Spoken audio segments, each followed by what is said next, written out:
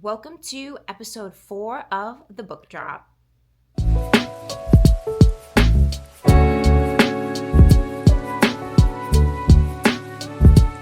In this week's episode, I am going to be going over 13 newly released books coming out on May 27th. So coming out tomorrow, these are the top 13 books that I have already added to my TBR. And then at the end, I'll go over any book purchases and any interesting book news. Okay, jumping right in like I always do with my top romance releases. It's a Love Story by Annabelle Monaghan. This book is about a former adolescent TV actress turned Hollywood producer whose fake it till you make it mantra sets her on a crash course with her past, forcing her to spend a week on Long Island with the last man she thinks might make her believe in love. Problematic Summer Romance by Allie Hazelwood. It is such a cliche, it almost makes her heart implode. Older man and younger woman, successful biotech guy and struggling grad student, brother's best friend and the girl he never knew existed, as Connor loves to remind her. As the power dynamic is too imbalanced, any relationship between them would be problematic in too many ways to count. And Maya should just get over him. After all, he has made it clear that he wants her gone from his life. Yes, yes, yes. Anything Allie Hazelwood, I am going to read ASAP. Beautiful Venom by Rena Kent. I've never read a Rena Kent book before. Every single new book she comes out, I say, oh, this is the time I'm going to, start this book, pick up this series. I never do, but this is the first book in a dark hockey romance. So I'm going to pick this up. Mark my words. I'm going to pick it up and I'm going to read it. This is a dark romance, a sizzling dark hockey romance set in a new glamorous secret world. In a den of vipers, revenge is the deadliest venom. Yes. Hunted Through Italy by Delaney Diamond. This is a romantic suspense. After overhearing two men planning an embassy bombing, interpreter Zari Nichols contracts the American authorities in Rome. And that's how she ends up being accused of murder. CIA Black Ops agent Atticus Buck Swanson is her escort back to the United States. When well-trained assassins try to silence her forever, Zari and Buck set off on a race across Italy, trying to stay one step ahead of their deadly pursuers. They have to survive if they're going to prevent a deadly terrorist attack. And they have a chance to explore the attraction they feel for each other. Now, this is like a Harlequin romance, so it's like those mass paperbacks, and I think they're only like $6.99 or $7.99. I can't wait to read this. I love romantic suspense, and it's done in like Italy, which is one of my favorite places to go to, especially Rome. Oh my God, if you've ever had their pistachio gelato, you know. The High Dive by Chelsea Fagan. Alexandra Onassis hates only two things: austerity, politics, and Daniel Azad. As the only scholarship kids of their elite school at Columbia University, their heated dynamic was scorched forever by one fateful, awful night just before graduation. And in the 10 years since, Alex and Daniel have been on radically different paths. She crafts social media campaigns for an ultra-progressive political party. He's a rising star at a notoriously savage private equity firm. Ooh, I love Chelsea Fagan. A Vintage Summer, I think, was a book she released either a year or two ago, and that was set in Italy also, and it was so good. I think that's on my 50 books to read for summer, which will be coming out, I want to say June 3rd. So definitely watch that video. I'll have 52 summer TBR recommendations. Shameful plug for myself. And the last book in the romance category is You, Me, and Forever by Laura Pavlov. This is a spicy enemies to lovers romance about a billionaire developer and a small town entrepreneur battling their desires in the land of the midnight sun. There are so many books. May has been like a bomb book month, I'm telling you. I keep adding to my TBR and I keep making these lists of the next book I promise I'm going to read. I'm going to read. I promise myself I'm going to read this one next. And then I just add. I have like 40. By the time, I don't even want to think about it. It's overwhelming me. Okay. I have one book in mysteries and thrillers. That is Tell Them You Lied by Laura Loeffler. This is about two New York artists' tumultuous friendship gets turned on its head when one of them goes missing and the other might be to blame. A riveting debut novel for readers of Bunny, Luckiest Girl Alive, and Who is the Bad Art Friend. I have not read any of those three books, but I love, first of all, New York City, and I love friends that are rivals. I'm not huge into like the art scene where like painters, drawers, anything like that, but this I think is going to be scandalous. And then I have one in romantasy, A Fate Forged in Fire by Hazel McBride. To become the first queen in centuries, a powerful, blessed blacksmith must use her wits and fire magic to overthrow the corrupt powers ruling her kingdom, while also fighting her growing desire for one of her dragon-riding adversaries. In the first book of a sizzling Celtic-inspired fantasy romance duology. Yes, yes, yes. Oh my God. Romantasy is having such its thing in 2025. I cannot wait to pick this up, and knowing that it's just going to be 2 books is so underwhelming. It is amazing. I cannot wait to pick this up. There's dragons in it. Okay. And then I have one in fantasy, The Grimoire Grammar School Parent-Teacher Association by Caitlin Rozakis. This is a cozy fantasy. 2 parents and their recently bitten werewolf daughter try to fit into a privileged New England society of magic aristocracy. But deadly terrors awaits them. Ancient prophecies, remorseless magical trials, hidden conspiracies, and the PTA bake sale. I think this is going to be so adorable. It has to do with parents and a little werewolf baby. It, like I said, cozy fantasy. I'm sure extremely low stakes, but I can't wait to read this one. And then I have one in the young adult, new adult category, Releasing 10 by Chloe Walsh. This follows Lizzie and Hugh from the Boys of the Toman series. I would suggest reading from book 1. I have not picked up this series, but this is my reminder that I need to. I need to start this. I'm just trying to wrap my head around how emotionally devastating this book is going to be. And it's like high school kids, or maybe like new college kids.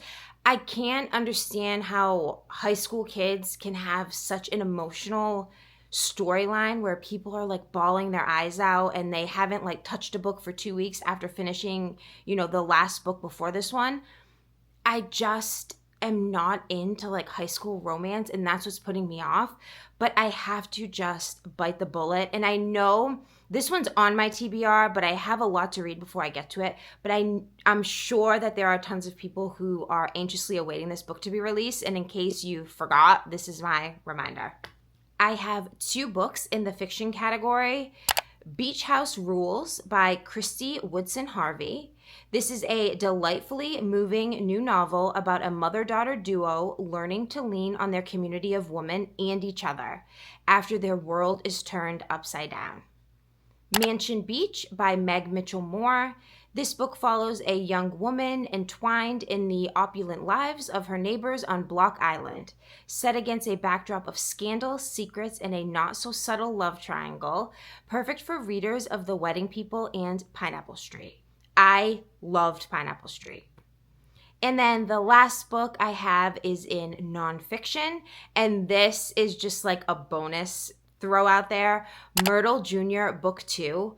Oh my God. If you don't know what Myrtle is, Myrtle, I hate to say, it's not hard for me, but it's like frustrating because I feel like I know it all, and like each puzzle I get like one thing wrong, and it's so frustratingly annoying. But I got my son the Myrtle Jr. and I can like whiz through those. I feel like I am the smartest genius that has ever come to fruition. And Myrtle Jr. is coming out with a second book.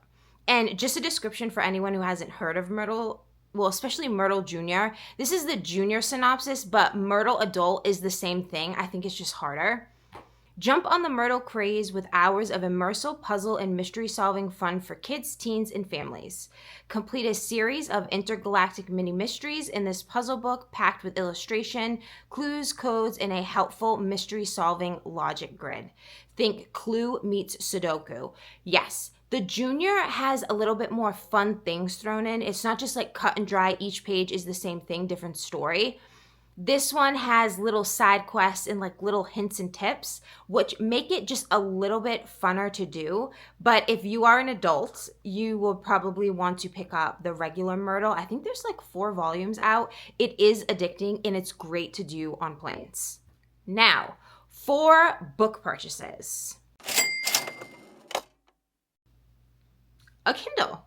This is the Kindle cover that I believe I showed you guys 2 weeks ago. What is new is what's inside the Kindle cover. I got the Kindle Colorsoft. I don't know if you can see it, but that's a nice, colorful book cover. This is the last book I read on my Kindle, Whispers of Helena. And I love this. It is nothing earth-shattering. It is nothing that you need, but it is something as someone who is such an avid reader and I take in every forms of a book, that having this Kindle makes such a difference to me when I'm reading on it. I have no idea. All I see is the color cover of a book when I go to select my book and when I open it to read. When I'm reading, there's no color. I'm barely ever seeing color. I even don't highlight that much. But seeing those friggin' colorful book covers just does something to my brain, and it makes me want to pick up my Kindle more. Which is better because right now I am reading Quicksilver and this book is 609 pages, but there's a Kindle Unlimited version. So I've been reading it on my Kindle and I've been reading it on paperback. So that is my only book purchase. That was enough for book news. I have 4 different topics that I want to discuss. First, speaking of Quicksilver, Callie Hart has the second book, Grimstone, coming out. I want to say, I didn't write it down, but I think it's November. It's coming out in November. And readers are so pissed about the book cover. I'm going to insert the book cover here. And why? Honest to God, nothing can be worse than this book cover. People did flip out over this book cover too. We rarely have like real people front and center. It's usually just like smoke and dragons and like viney things all coming out. This is like a straight up guy. I mean, this is Kingfisher clearly, but it's not a book cover that I would like gravitate towards, and people somehow became okay with this. The Grimstone cover, I absolutely love. It looks dark. It looks fantasy. It looks like everything, like Quicksilver should have had a cover like that. Maybe instead of like the red and the orange, it should have been more of a silver color. But listen, it is the cover of a book. It does not matter. How often do you have the cover of the book showing anywhere? You have the spine showing somewhere. So yeah, what do you think? Are you a fan of the cover for Grimstone? Do you not like it? Do you even like the Quicksilver cover? Let me know. Also, the June library reads has been posted. I will have the link for you in the description to check out their winners and the Hall of Fame. They are all books that is probably on everyone's TBR already, but if not, they are some great picks. This has been so interesting for me to read.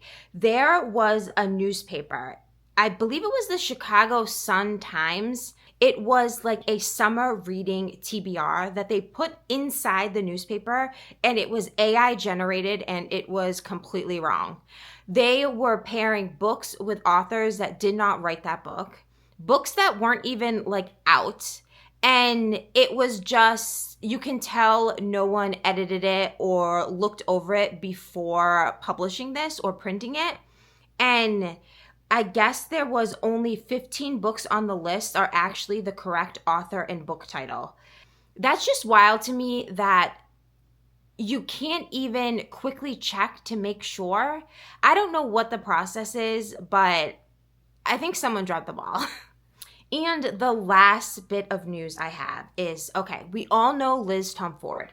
She released already, I believe on May 20th, Rewind It Back, which is the 5th and final book in the Windy City series. Rewind It Back follows Rio DeLuca and Haley Hart, I think. And that was supposed to be the last thing. But Liz Tomford posted on her social media that though the series is done, we are getting a Monty and Reese spinoff. I believe it's going to be a novella. I don't really know if it's a novella. It's probably going to be under the normal, like, 400 or 500 pages that she usually has her books, but we are finally getting the coach and the owner of the team's story. I have loved Monty since book 1, and I have loved Reese since, did she come in book 3? I don't know what book she came in, but she hasn't been throughout the whole series, I don't think. And I absolutely cannot wait to read this. It comes out March 3rd, 2026. She also said if you purchase the paperback copy of Rewind It Back, there is a chapter from Monty and Reese's book in the back of it. So I cannot wait to read that. She did also say, in Rewind It Back, you'll be introduced to some of the characters Liz is putting in her new series. I don't know what that new series is about. I'm sure after I read Rewind It Back, you'll know who these people are, and you'll see, like, either if they're in sports, if they're in medicine, if they're in something else that has to do with Chicago. And she gave she's a great author for, like, really explaining to readers things to look out for. She said if there is ever a female character in a book that has the same initial, like, if her first name and her last name start with the same letter, then she is going to eventually be a female main character in another book of hers. Somewhere down the line, she's going to be a female main character. So I love getting in authors' minds like that, and I love that she was willing to share that, because now I'm always going to read a Liz Tomford book, and now I'm always going to be on the lookout for a female character that her first name starts with her last name. So it's like double, like RR, PP, LL, things like that. So yeah, that is all of the new books, my book purchases, and the book news that I thought was interesting for this week. I will be back next week to do this all over again. I hope you have a great week, and thank you for watching my video. Bye.